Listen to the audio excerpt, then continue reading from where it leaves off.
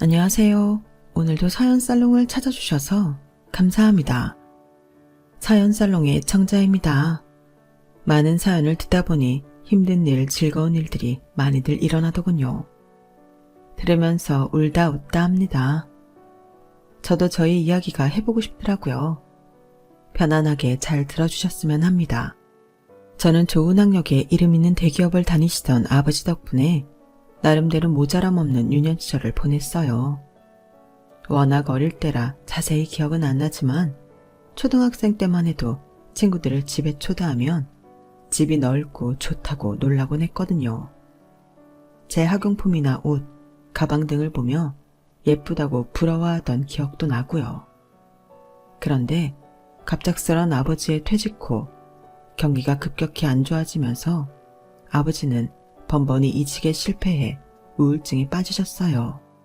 집안의 유일한 가장이었던 아버지가 집에 틀어박혀 일을 하지 않으니 집안 사정이 빠르게 기울기 시작했어요.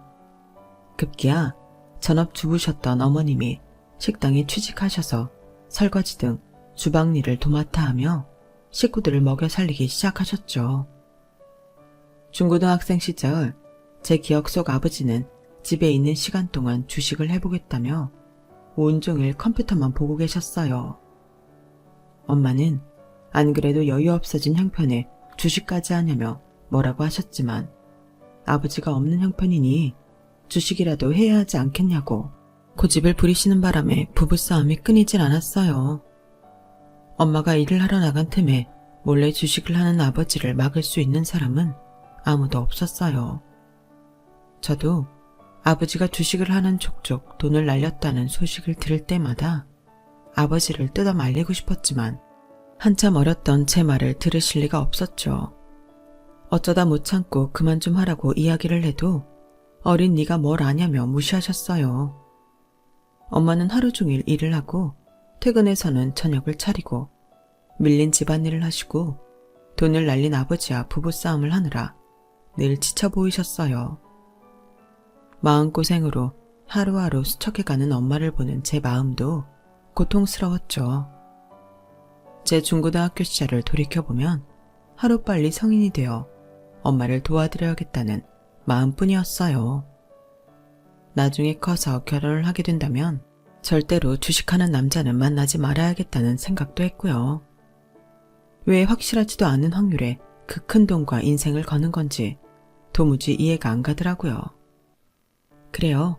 솔직히 말하면 전 엄마를 고생시키기만 하는 아버지를 정말 미워했어요. 그래서 연애를 시작할 때쯤에 제가 남자를 보는 기준은 아버지와 완벽히 반대인 사람이었어요. 외모도 성격도 취향도 모두 다른 사람이요. 그리고 아빠처럼 불안정한 사기업에 다니지 않기 위해 저는 공무원 공부를 열심히 해서 합격을 했어요. 제 모든 인생이 거의 아빠를 부정하는 쪽으로 방향을 잡은 거나 다름없었죠. 다행히도 제 성향에 안정적인 직장은 잘 맞았고 적은 월급이지만 집안의 보탬이 될 수 있어 행복했어요. 경제적으로 독립을 한 뒤엔 집을 나와 직장 근처 하숙방을 구해 지내기 시작했어요. 제가 공부를 마쳤으니 더 이상 서울에서 지내실 이유를 못 느끼신 부모님께서 집을 정리해 지방으로 내려가셨거든요. 부모님 품을 떠나 혼자 사는 게 두렵긴 했지만 처음으로 간 하숙방 주인 부부께서는 너무나 친절하셨어요. 제가 살던 동네가 근처에 대학교가 있어서 주로 젊은 사람들이 많이 하숙을 했는데 다들 친아들 친딸처럼 아껴주셨거든요. 주인 아주머니는 젊은 애들이 부모 품을 떠나니 끼니도 제대로 못 챙긴다며 전날 저녁 신청을 하면 저녁도 함께 챙겨주시곤 했어요. 덕분에 집 나오면 먹기 힘들다는 집밥도 꼬박꼬박 잘 챙겨 먹을 수 있었죠. 아주머니는 너무 감사하게도 식사비도 따로 받지 않으셨어요. 한 푼 한 푼 귀한 시절 너무나 큰 은혜였죠. 매일같이 공짜로 얻어먹기 부담스러워 먹고 나면 항상 집안일을 함께 도와드렸어요. 그래서인지 아주머니 아저씨께서 저를 유독 예뻐하셨던 것 같아요. 아유, 우리 큰아들이 꼭 이렇게 예의도 바르고 사만 며느리를 데리고 왔으면 좋겠는데. 어느 순간부터 매일같이 하시던 농담에 진심이 느껴질 정도로요. 하숙집에는 주인집 아들들도 같이 살았는데 첫째 아들은 저보다 2살 연상이었어요. 아주머니께서 또래니까 친하게 지내라고 하셨지만 무뚝뚝한 인상 때문에 처음에는 친해지기가 어려웠어요. 오히려 저보다 1살 어린 둘째 아들이 성격이 수더분해서 저랑 더 친했는데 아무래도 그 시절에는 여자가 연상이고 남자가 연하인 커플은 잘 없었다 보니 자연스레 아주머니 아저씨께서 저를 첫째 아들과 잘 되길 바라셨던 것 같아요. 그러던 어느 날 제 방에 등이 나간 거예요. 혼자 해보려고 용을 써도 안 되어서 아저씨에게 도움을 청하려고 했는데 2분 다 외출을 하신 건지 연락이 안 되더라고요. 그날은 퇴근하고 공부를 좀 하려고 했는데 불이 안 들어오니 이만저만 난처한 게 아니었어요. 그나마 편한 작은 아들에게라도 부탁하고 싶어 찾는데 작은 아들도 외출하고 없더라고요. 아무도 없는 거실에 책을 들고 나와서 읽고 있는데 큰아들이 귀가하는 소리가 들렸어요. 평소 말을 섞은 적이 잘 없어서 어색하게 눈인사를 했는데 제 옆쪽 소파에 와서 앉더라고요. 책을 보고 있는 제 모습을 빤히 쳐다보는 것 같아 살짝 긴장했는데 제게 처음으로 말을 걸더군요. 왜 안 들어가고 여기 있어요? 아, 공부를 좀 해야 하는데 방에 불이 나가서. 아, 다시 침묵이 찾아왔어요. 그래도 주인집 아들이니까 혹시 도와줄 수 있는지 물어라도 볼까 고민이 되었지만 그러기엔 너무 안 친하기도 했고 막상 부탁을 거절하지 않아도 어색할 것 같아서 꾹 참고 있었어요. 저녁 시간만 좀 버티고 들어가서 자면 내일 부탁을 드려도 됐으니까요. 그런데 한참 침묵하고 있던 주인집 큰아들이 제가 도와드릴까요? 하고 말을 거는 거예요. 네? 집에 미리 사둔 등이 있어서 교체하는데 얼마 안 걸릴 것 같은데. 도와주시면 저야 너무 감사하죠. 그럼 잠깐만 기다리세요. 들고 왔던 가방을 옆에 툭 벗어 내려놓고 어딘가로 향하는 뒷모습을 보는데 그제서야 뭔가 그 사람이 제대로 보이는 듯한 기분이 들더군요. 마주칠 일이 있어도 대충 인사만 하고 각자 방에 들어가거나 밥만 후딱 먹고 들어가서 잘 몰랐는데 어딘가 듬직해 보이는 구석이 있어 보였어요. 창고에서 새 등을 꺼내온 그 사람이 먼저 가라는 듯 손짓을 하더라고요. 얼떨결에 책을 챙겨서 제 방으로 걸어가는데 저도 모르게 긴장이 되더라고요. 낯선 남자를 제 공간에 들이는데 이래도 되나 싶으면서도 주인집 아들이 자기 집 등 갈아주는데 뭐가 이상한가 싶기도 하고 마음이 혼란스럽더라고요. 됐다. 감사합니다. 왜 얘기 안 했어요? 네? 등 나간 거요. 제가 묻기 전까진 얘기 안 하시길래. 아, 괜히 번거롭게 하는 것 같아서요. 제가 불편하세요? 네? 아니, 그게 아니라. 갑작스러운 질문에 제가 당황하자 남자가 낮게 웃었어요. 농담이에요. 다음부터는 불편한 거 있으면 바로 얘기해 주세요. 참지 말고. 네, 감사합니다. 제대로 이야기해보는 건 처음인데 어쩐지 호감이 가더라고요. 그때부터였어요. 자꾸 그 사람에게 눈길이 가기 시작하더라고요. 다음 날부터는 주인집 부부께서 늘 하던 며느리 농담에 괜히 혼자 얼굴이 화끈거리고 당황스럽더라고요. 평소라면 민감하게 반응하지 않았을 텐데 저도 모르게 관심이 생겨버렸는지 자꾸 움찔하게 되더라고요.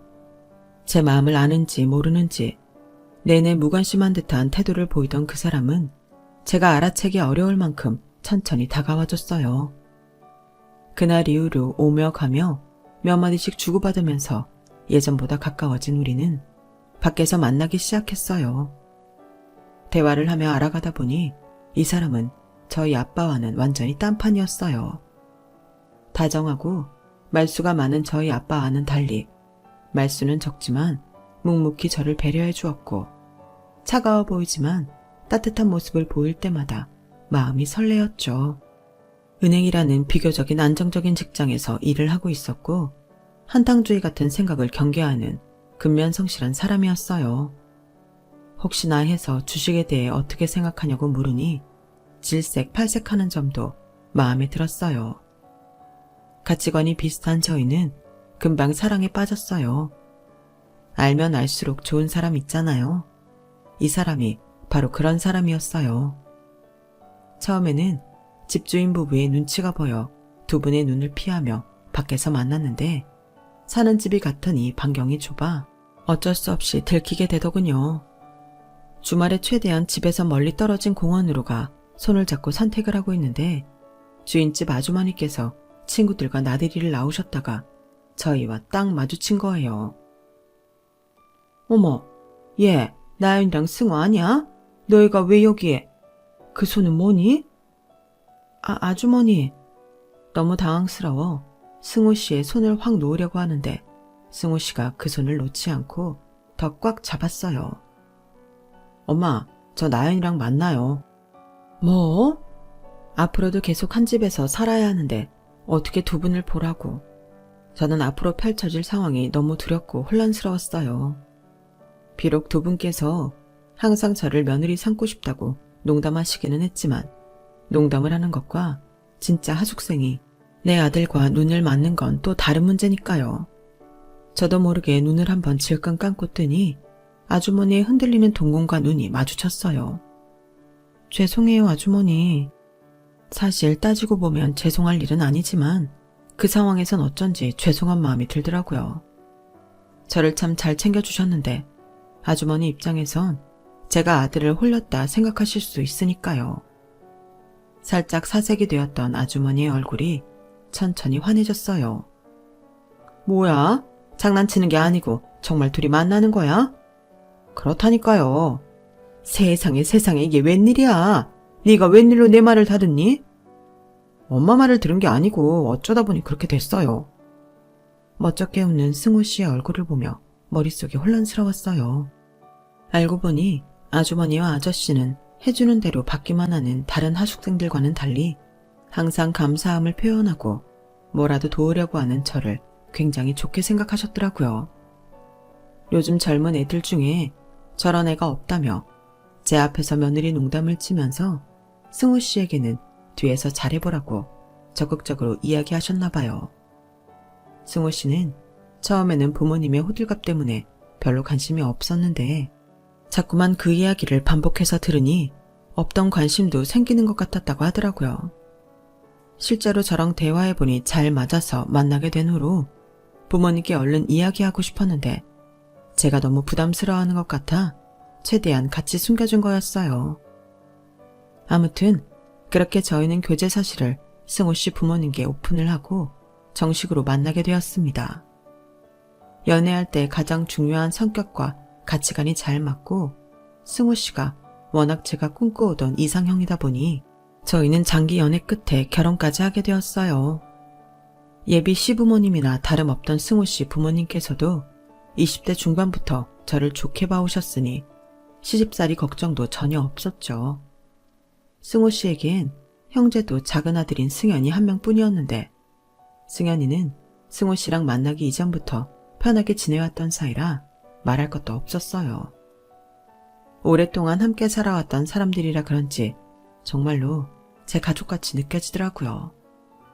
부모님께서도 예전부터 집주인 부부께서 잘해주신다고 입이 마르도록 이야기한 터라 제가 인자한 분들께 시집간다는 사실에 안심하며 좋아하셨어요.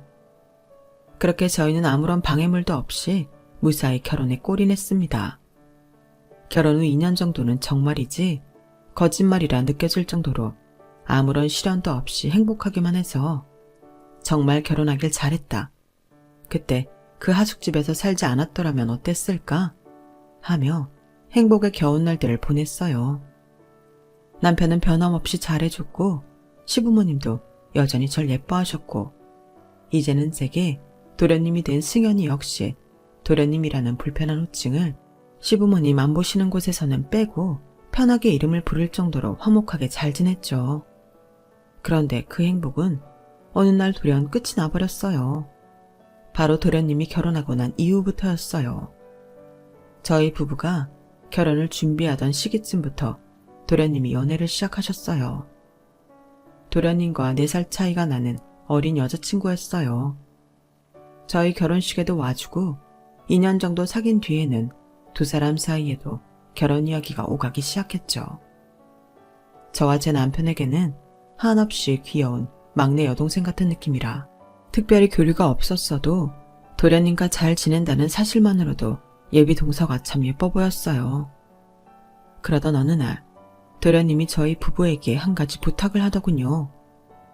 혹시 부모님께 데리고 와서 인사하기 전에 먼저 내 여자친구 좀 어떤지 봐주시면 안 될까요? 특히나 형수님이 제대로 봐주셨으면 좋겠어요. 야, 멀쩡한 형 놔두고 왜 형수한테 부탁이야, 서운하게. 그게 아니라 같은 여자끼리 보면 더 잘 볼 수 있다잖아. 아우, 저희가 하루 봐서 뭐 아나요. 그래도 2년이나 만나신 도련님이 절 아시겠지. 그래도 다르죠. 저도 형수님 같은 사람이랑 결혼하고 싶은데 같은 부류면 형수님이 딱 알아볼 수 있을 거 아니에요. 그래요. 그런 얘기 들으니까 기분은 좋네. 당신도 들었지? 나 같은 아내랑 결혼하고 싶다는 거. 그러니까 나한테 잘 좀 해. 저 녀석이 형 앞에서 못하는 소리가 없네. 너 말 조심해라. 뭐 우리 아내만한 사람이 없는 건 사실이지만. 그렇게 동서를 처음 만나게 된 날이었어요. 고맙게도 연애를 시작한 지 얼마 되지 않았는데도 저희 결혼식에 참석을 해줘서 그때 한번 보기야 했지만 그때는 저도 신랑도 워낙 정신이 없어서 얼굴도 제대로 못 익히고 지나갔거든요. 다시 제대로 만난 예비 동서는 얼굴도 앳되고 곱게 자란 티가 나더라고요. 도련님 말에 따르면 100억대 매출을 내고 있는 회사를 소유한 유복한 집안 딸이라고 했거든요. 그 말을 듣고 만나서 그런지는 몰라도 귀티가 나고 밝은 인상에 첫눈에 마음이 쏙 들었어요. 물론 그전에도 도련님 연애하는 이야기를 들었을 때 어린 친구가 싹싹하고 야무지게 도련님을 챙겨주는 것 같아 한없이 좋게만 보였죠. 실제로 만나서도 예비동서는 저희에게도 참 예의가 발랐고 조금 쑥스러워하기는 해도 말도 곧잘하고 저희와 어울리기 위해 많이 노력하는 모습이 보이더라고요. 도련님 말대로 제 부류의 사람인지까지는 모르겠다 싶었지만 이만하면 도련님도 여자친구 하나는 잘 만났다 싶을 정도로 첫인상이 좋았어요. 저만의 생각인가 싶어 만남이 끝나고 돌아오는 길에 남편한테도 물어봤어요. 여보, 예비동서 당신이 보기엔 어떨 것 같아? 난 뭐 그럭저럭 괜찮아 보이던데 딱히 좋지도 나쁘지도 않아 보여. 그래? 나는 그래도 예의 바르고 싹싹한 편인 것 같아서 좋아 보이던데. 이런 자리엔 누군들 못 그러겠어. 당장 눈앞에 우리에게 잘 보여야 되는데 최대한 예의 차린 거겠지. 헤이, 왜 그렇게 안 좋게 생각해. 살다 보면 이 정도 예의도 못 차리는 사람도 많은데. 그래서 그럭저럭 괜찮다고 한 거야. 사람은 한 번 본 걸로는 판단하기 힘드니까. 당신이랑 나처럼 서로한테 잘 보여야 할 필요 없는 자리에서 오랫동안 겪어봐야 실패할 확률이 적지. 나름대로 냉정한 남편의 판단에 저는 조금 당황했어요. 제가 보기엔 괜찮아서 남편도 당연히 그렇게 생각할 줄 알았거든요. 그런데 생각해보면 남편이 하는 말이 틀린 말이 아니긴 해서 그땐 그러려니 하고 넘겼죠.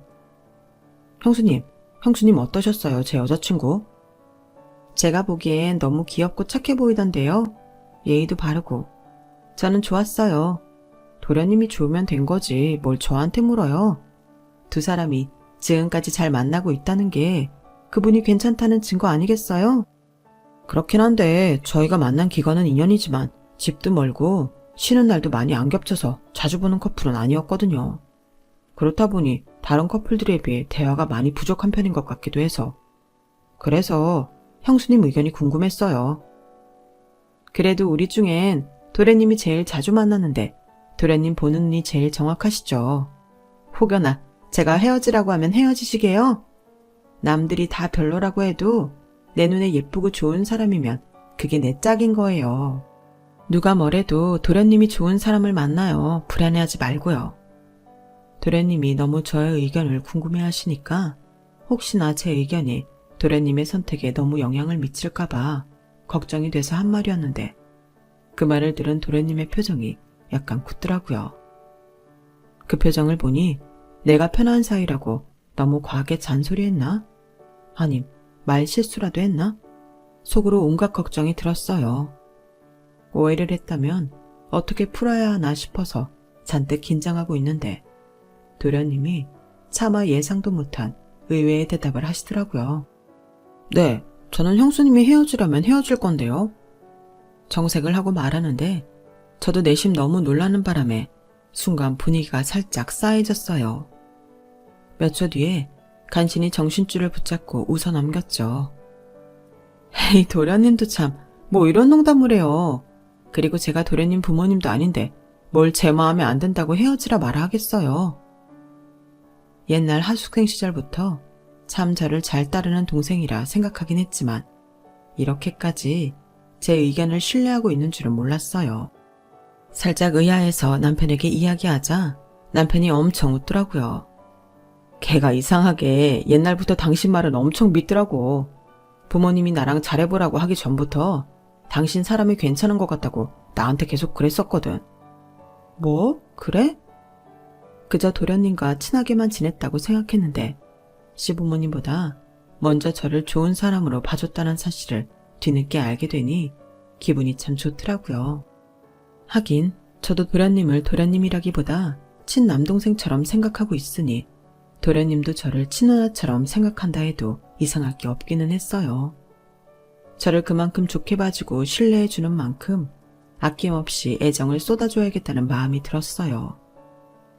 그래서 저희 부부는 도련님과 예비동서를 한 번씩 만나 어색함을 풀었고 덕분에 조금 편안해진 분위기로 두 사람은 결혼식을 올렸어요. 신혼여행을 다녀온 뒤 두 사람이 저희에게 따로 인사할 겸 식사를 하러 찾아왔어요. 여행 다녀오는 것만으로도 돈이 많이 들었을 텐데 양손 가득 선물을 바리바리 싸들고 왔더라고요. 아니, 선물이 끝도 없이 나오네. 어머님 아버님만 잘 챙겨드려도 충분한데 뭘 우리 선물까지 이렇게 많이 챙겨왔어. 미안하게. 섭섭하게 그게 무슨 소리세요, 형수님. 다른 사람도 아니고 형수님 선물인데 빵빵하게 챙겨와야죠. 역시 도련님밖에 없네. 도련님이 우리 남편보다 낫다. 농담을 하자 남편도 도련님을 쥐어박는 신용을 하며 유쾌하게 웃었죠. 이 자식이 지영보다 형수를 더 챙기네. 동서도 장난스럽게 떨떠름한 얼굴을 했어요. 이 사람이 그렇다니까요. 형님 말이라면 어찌나 철석같이 믿는지. 이러다 형님 말이 법이라고 할 사람이에요. 농담처럼 지나가듯 한 말이었지만 살짝 걱정이 들더라고요. 도련님이 저를 잘 따르는 건 좋은 일이었지만 동서가 저렇게 이야기할 정도로 잘 알고 있는 줄은 몰랐거든요. 저도 결혼한 입장이라 그런지 아내 입장에서 생각해봤을 때 썩 기분이 좋진 않을 것 같다는 생각부터 들었거든요. 그래도 가볍게 한 이야기니까 괜찮겠지 싶어서 서둘러 그 얘긴 끝내고 다른 주제로 넘어갔어요. 동서는 결혼 전까지만 해도 묻는 말에만 대답을 잘 해주고 주도적으로 대화를 한 적은 별로 없었는데 저희가 한결 편안해졌는지 이것저것 물어보더라고요. 아주버님 이야기야. 워낙 이 사람한테 많이 들었지만 형님 이야기는 많이 들어보지 못해서요. 시부모님께서도 형님을 너무 좋아하시고 이 사람도 하도 잘 따르니까 형님이 어떤 분인지 더 알아가고 싶어요. 술이 좀 들어가고 네 사람 다 알딸딸한 느낌이 들 때쯤 동서가 진솔하게 말을 걸어오더라고요. 그때는 잠깐 그런 생각을 했어요. 시부모님도 도련님도 다 잘 지냈는데 동서하고만 조금 어색하니까 이번 기회에 동서와 더 친해지면 되겠다고. 그래서 술도 들어간 김에 제 이야기를 많이 해주었어요. 어렸을 때 불우했던 제 가정 환경 이야기를요. 동서는 묵묵히 들어주었는데 궁금했던 사람치고는 생각보다 반응이 좀 없어서 살짝 민망해지더라고요. 남편은 도련님에게도 제 개인적인 가정사에 대해서는 한마디도 안 했던 모양인지 도련님이 오히려 그 말에 반응을 했어요. 그러셨구나. 저는 형수님이 너무 밝고 건강하셔서 그렇게 고생하신 줄 몰랐어요. 저보다는 저희 엄마가 고생을 많이 하셨죠. 식구들 먹여 살려보겠다고 안 해보신 일이 없어요. 식당에서 설거지 일을 오랫동안 하셔서 예뻤던 손이 다 망가지셨어요. 아직도 그 손을 보며 마음이 좀 아파요. 그래서 전 꼭 아빠랑은 반대인 사람을 만나야겠다고 생각했고요. 그게 형이에요? 그렇죠. 좀 낯간지럽긴 하지만 저희 아빠랑은 성격도 취향도 완전히 반대라서 끌렸거든요. 그랬구나. 저도 형이랑 비슷해서 형수랑 잘 맞았나 봐요.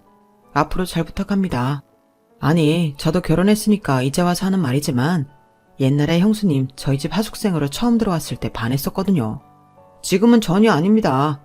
뭐 그때야 너무 어리기도 했고 형이랑 잘 되실 건 꿈에도 상상 못했으니까요. 살짝 취기가 돌기도 했고 도련님의 의도를 한 번에 파악하기가 힘들어 사고가 정지됐어요.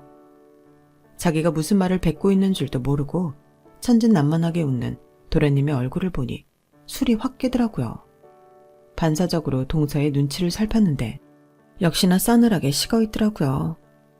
가뜩이나 평소에 절 잘 따르는 것만으로도 심기가 편하지만은 않았을 텐데 저런 소리까지 듣고 동서 기분이 좋을 리가 없었겠죠. 야, 이 자식 많이 취했네. 재수씨, 이 녀석 데리고 집에 들어갈 수 있겠어요? 대리기사 부르긴 할 건데. 네, 어떻게든 가야죠. 이 분위기에 여기서 자고 갈 순 없잖아요. 남편을 대하는 동서의 태도가 사뭇 달라진 것 같았지만 그날은 기분이 나쁠 테니 동서가 그런 걸 신경 쓸 겨를이 없어서 그런 걸 거라 생각하고 넘겼어요. 그런데 그날을 기점으로 동서는 완전히 다른 사람이 되었어요. 동서, 마트까지 얼마 걸리지도 않는데 꼭 택시를 타야겠어? 짐이 많은 것도 아닌데 천천히 걸어갔다 오자 우리. 형님, 그 거리를 꼭 걸어갔다 와야겠어요? 걸어서 15분이면 오며 가며 30분이에요. 명절이라 정신도 없는데 길바닥에서 시간 버리실 거예요? 설마 택시비 아까워서 이러세요? 뭐라고? 그게 아니라 택시를 안 타도 되는 거리인데 타자고 하니까 그렇지. 올 때야 짐이 많아지면 탈 수도 있다지만 갈 때는 그렇지도 않잖아. 됐어요, 형님. 참 절약정신 지극하시네요. 택시 타기 싫으면 관두세요. 저라도 혼자 타고 갈 테니까 마트에서 봐요. 뭐? 아니, 동서. 굳이 따지면 어머님 댁에서 걸어서 15분 거리에 있는 마트에 택시를 타고 다녀오자는 제안이 더 이상한 거 아닌가요?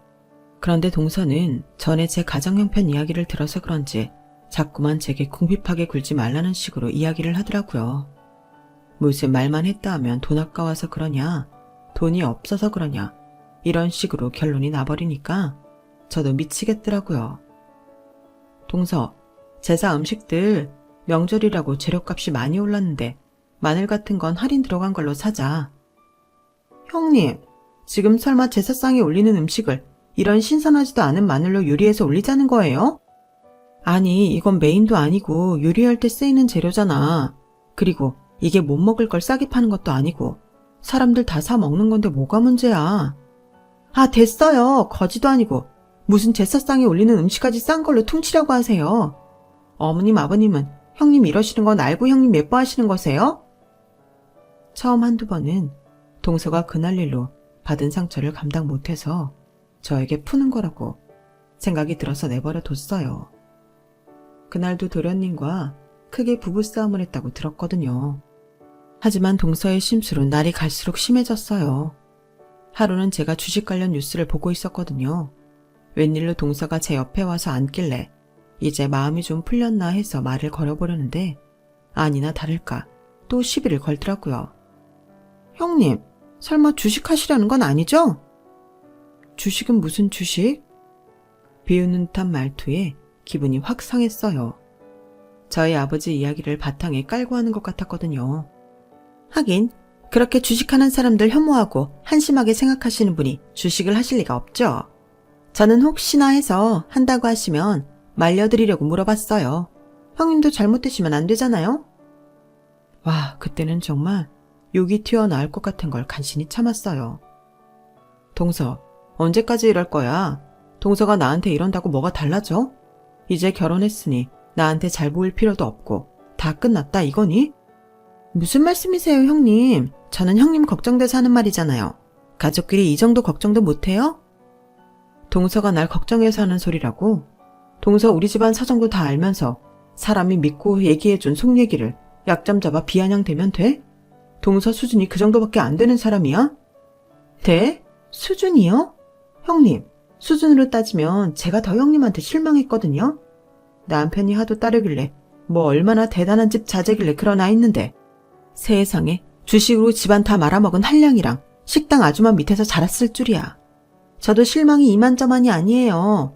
틈만 나면 쪼잔하게 돈 아끼려고 혈안이 돼가지고는. 이래서 부모님이 그러셨나? 서민들이랑 어울리지 말라고. 남편 집안은 집을 여러 채 가지고 있는 부동산 부자여서 서민들이라곤 했지만 결국 저 하나를 지칭하는 말이었어요. 시부모님조차도 저나 저희 집 형편만으로 모욕한 적 없는데 이런 수모를 동서한테 당하니 미칠 것 같더라고요. 서민들? 그러는 동서는 뭐 얼마나 부자길래 그래? 부자면서 왜 그렇게 돈은 안 써? 효도는 왜 반반이야? 돈 많은 거 자랑만 하지 말고 그럼 증명 좀 해봐. 부자들은 돈 얼마나 잘 쓰나 한번 보게. 어머, 제가 왜요? 형님 그렇게 안 봤는데 거지근성도 있으신가 보다. 잘 사는 사람한테 당연하게 돈 내라고? 행패 부리지 마시고 돈 필요하면 일해서 정정당당하게 버세요. 공무원 하면서 돈 벌어먹고 살기 힘들죠? 뭐라고? 공무원은 가뜩이나 경업도 안 돼서 어째요? 제가 일자리라도 좀 드려요? 아까 저희 밥 먹고 쌓인 설거지 있는데 그거라도 좀 하실래요? 식당 아줌마 딸이니까 설거지 하나는 잘하겠다. 일단 형님이니까 좀 많이 쳐드릴게요. 10만 원이면 충분할라나? 동서가 선을 넘는 순간 제 이성의 끈도 같이 끊어졌어요. 눈이 돌아버린 저는 동서를 밀어버렸어요. 야, 네가 뭔데 우리 부모님을 조롱하고 모욕해? 누가 못 배운 집딸 아니랄까봐 다짜고짜 폭력은? 결국 저희는 육탄전까지 벌이며 싸웠어요. 남편과 도련님이 뒤늦게 달려와 저희 두 사람을 떼어놓았어요.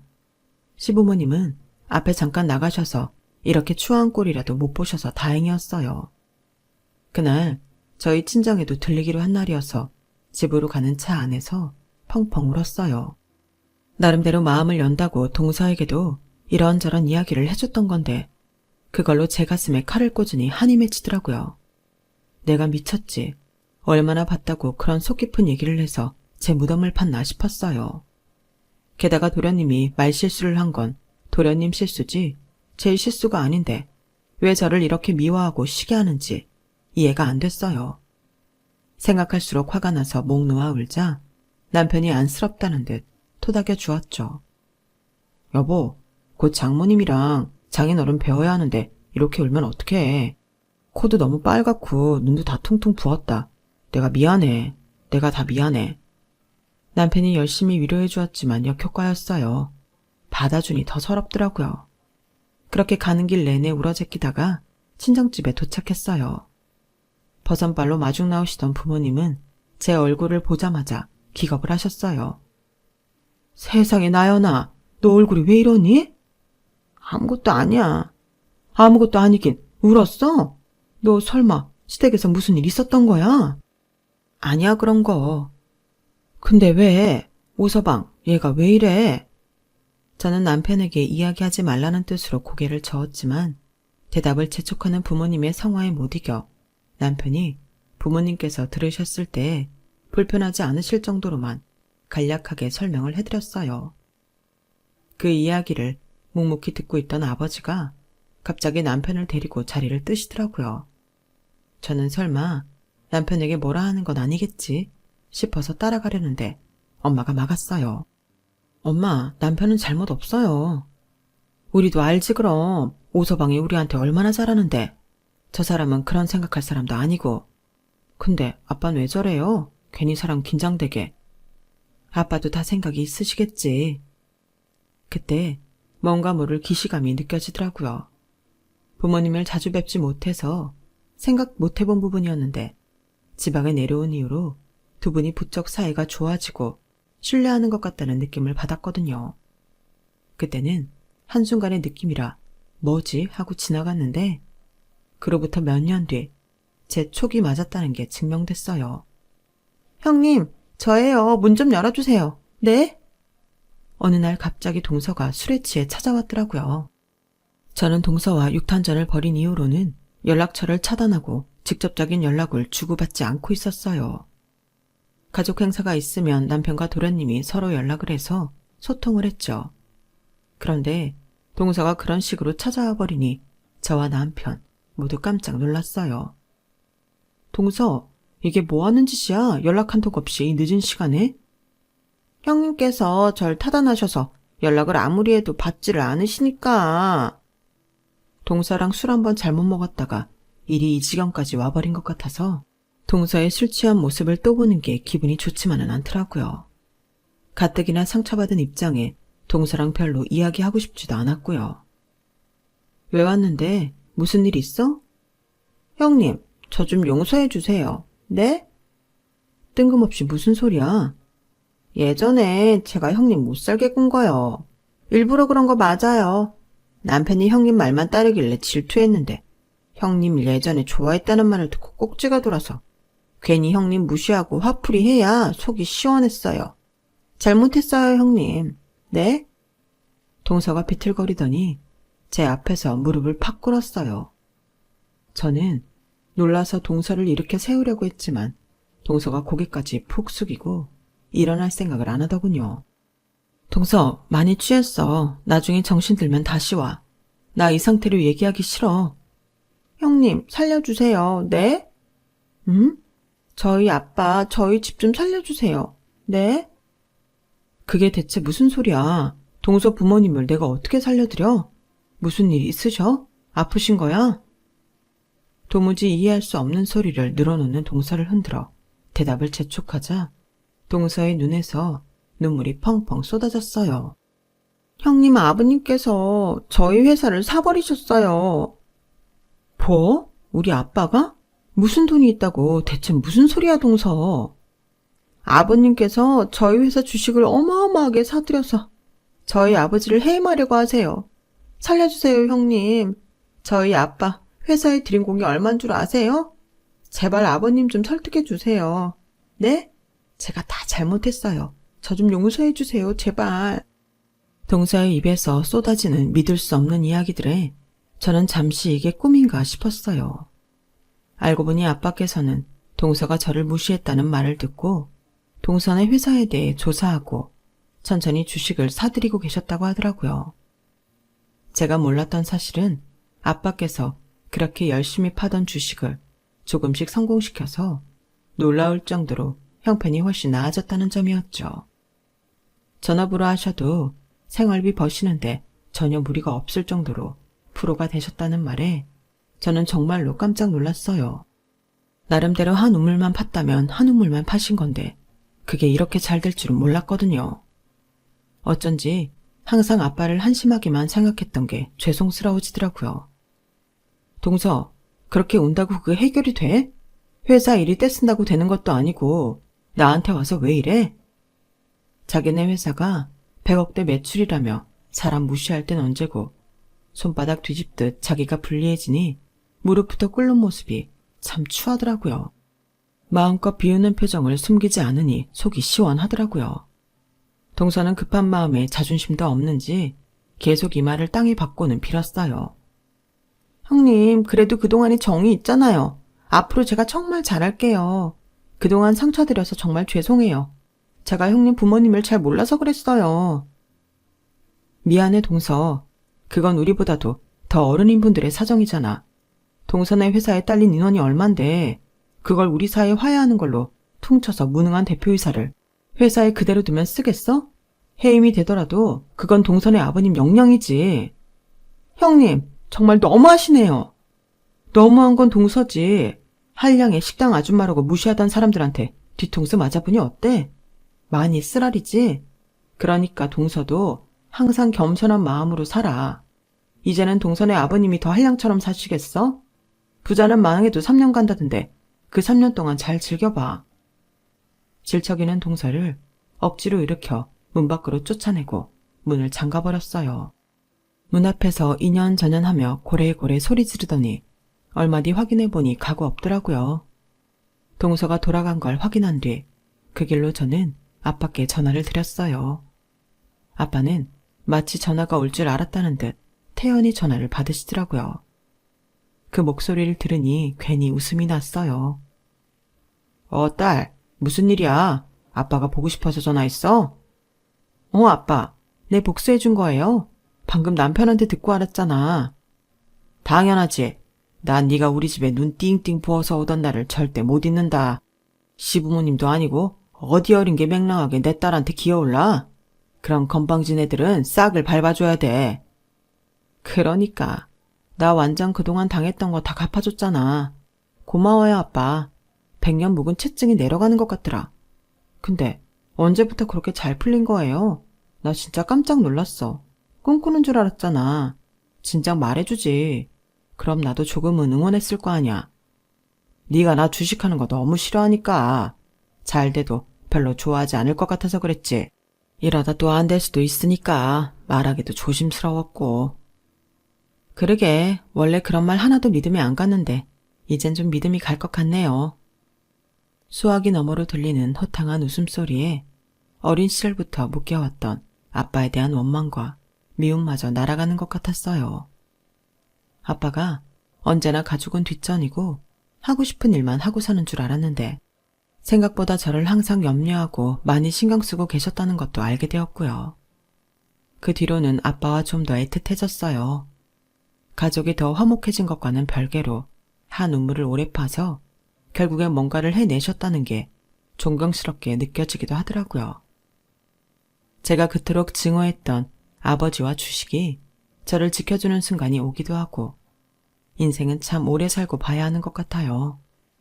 이런 거 보면 미워 죽겠어도 가족은 가족인가 봐요. 여러분도 곁에 있는 가족에게 좀 더 따뜻한 말 한마디 어떨까요? 제 사연 들어주셔서 감사합니다. 곁에 소중한 사람들과 행복하세요. 여러분, 사연 댓글에 응원과 현명한 조언 부탁드려요. 좋아요와 구독은 저에게 큰 힘이 됩니다. 오늘도 좋은 일 가득하세요.